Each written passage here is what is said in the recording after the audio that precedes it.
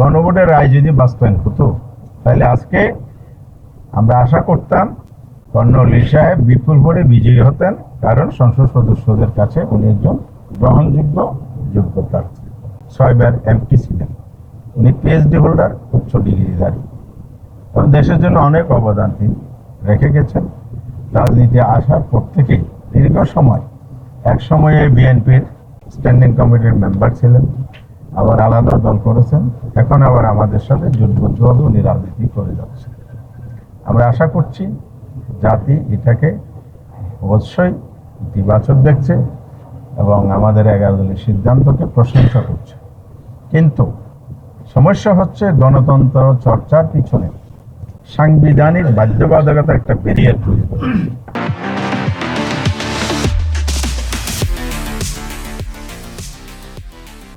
সেটা হচ্ছে আর্টিকেল 70 আমাদের কনস্টিটিউশনে 70 অনুচ্ছেদ বলে, যেটা নিয়ে আমরা ঐক্যমত্য কমিশনে সংসদ সদস্যদের স্বাধীনভাবে তার মতামত জাতির সাথে, জনগণের সাথে, দেশের সাথে রাখতে পারে, সেই ডোরটা ওপেন করা। সেখানে বিএনপি সহ যারা ঐক্যমত্য কমিটি ছিলেন, আমরা 3 দিন প্রায় আলোচনা করার পর সবাই মিলে একমত হয়েছি যে আর্টিকেল 70 এখানে নো কনফিডেন্স, অনাস্থা ভোট এবং অর্থ বিল ছাড়া আর সব ক্ষেত্রে সংসদ সদস্যগণ স্বাধীনভাবে মত দিতে পারবেন, ভোট দিতে পারবেন। এটাই আমরা সবাই চেয়েছি। তো দুর্ভাগ্যজনক হলো সত্য, গণভোটে এটা পাশ হওয়ার পরও 12 ফেব্রুয়ারি বিএনপির একগুঁয়েমি এবং দলীয় সংকীর্ণতার কারণে, দেশের স্বার্থকে প্রাধান্য দিতে না পারার কারণে গণতন্ত্রকে আবার সেই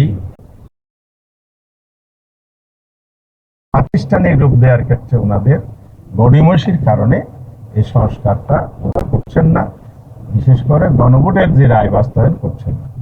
গণভোটের রায় যদি বাস্তবায়ন হতো তাহলে আজকে আমরা আশা করতাম কর্নেল সাহেব বিপুল ভোটে বিজয়ী হতেন, কারণ সংসদ সদস্যদের কাছে উনি একজন গ্রহণযোগ্য যোগ্য প্রার্থী। আবার শুনতেছি বিএনপি সচিবালয়ে প্রধানমন্ত্রীর কার্যালয়ে স্ট্যান্ডিং কমিটির মিটিংয়ে বসছেন, এখনো কাকে প্রার্থী দেবেন আমরা বা জাতি জানতে পারেনি, কারণ ওনাদের মধ্যে প্রার্থী বাছাইয়ের যে সংকট আমরা লক্ষ্য করছি। এই যে দন্যতার জায়গায় যোগ্য প্রার্থী দিতে না পারা, সে জায়গা থেকেও আমরা আশা করতে পারি যে কর্নেল সাহেবের যোগ্য, উনি সবার সামনে জাতির সামনে এসেছেন।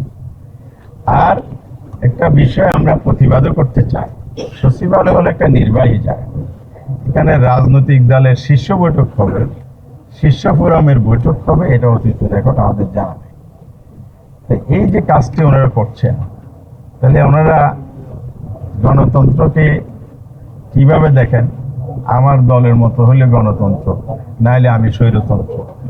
5 মাস বা 6 মাসের কার্যক্রম, অতীত থেকে কোনো পরিবর্তন নাই, ওনাদের মহাসচিব বলে দিয়েছেন। তা আমাদের আর নতুন করে বক্তব্য দরকার নেই। মহাসচিবের বক্তব্য, ফখরুল সাহেব যেটা বক্তব্য দিয়েছেন, মাননীয় মন্ত্রী, দলের মহাসচিব, এটাই জাতি জেনে গেছে।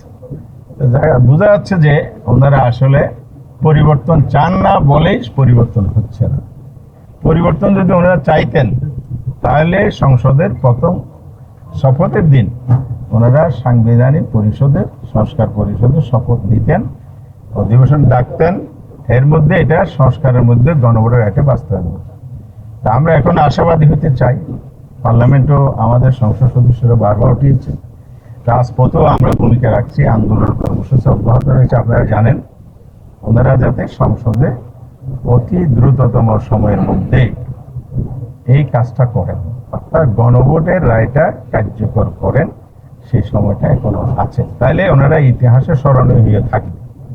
ওনারা এখন যে সমালোচিত হচ্ছেন, জাতির কাছে দীক্ষিত হচ্ছেন, এই জায়গা থেকে ওনারা মুক্তি লাভ করবেন।